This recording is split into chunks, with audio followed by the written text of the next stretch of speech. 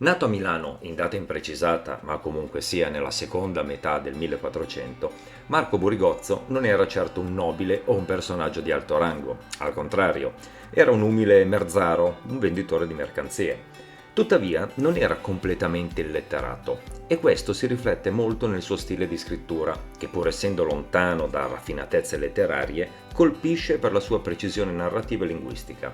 Lo stile di Marco è carico di dialettismi e di espressioni gergali, ma proprio in questo risiede il suo fascino. È una voce genuina che ci offre uno sguardo autentico sul mondo di un tempo. Nonostante la sua condizione modesta, Marco Burigozzo non era un uomo privo di esperienze. Egli stesso racconta di un viaggio a Venezia, un'impresa non da poco per un uomo del suo ceto. Questo ci suggerisce che, sebbene appartenesse a una classe sociale modesta, aveva una certa apertura verso il mondo, il che lo rendeva un osservatore attento e appassionato degli eventi che lo circondavano. State ascoltando Non sono solo strade, il podcast che racconta la storia delle persone i cui nomi sono incisi sulle targhe agli incroci delle strade. Io sono Danilo e vi accompagnerò in questo viaggio affascinante tra le vie, le piazze e i viali per scoprire le storie di donne e uomini che hanno contribuito, ciascuno a suo modo, a fare la storia della nostra città e non solo.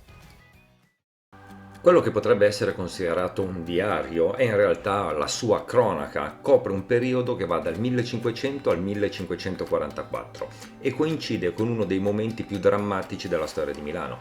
È un'epoca segnata da guerre, assedi, carestie, epidemie, con il dominio della città che passava da una mano all'altra, dai francesi agli spagnoli.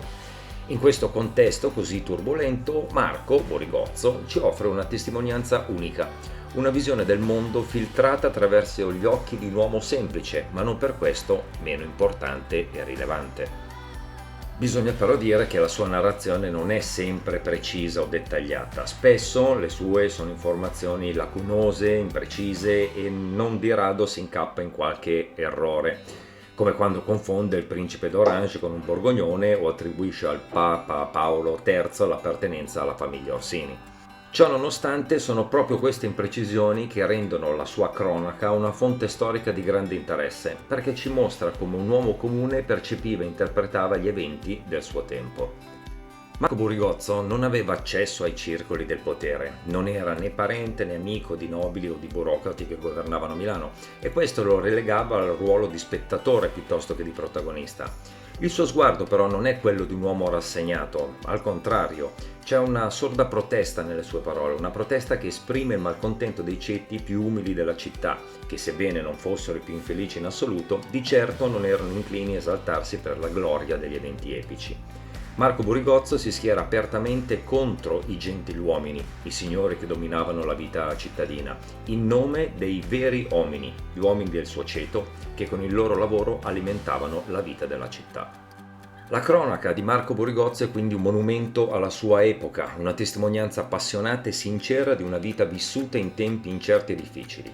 Purtroppo il suo desiderio che la cronaca fosse continuata da suo figlio non si avverò e con la sua morte, avvenuta probabilmente intorno al 1544, si interrompe anche la sua preziosa narrazione.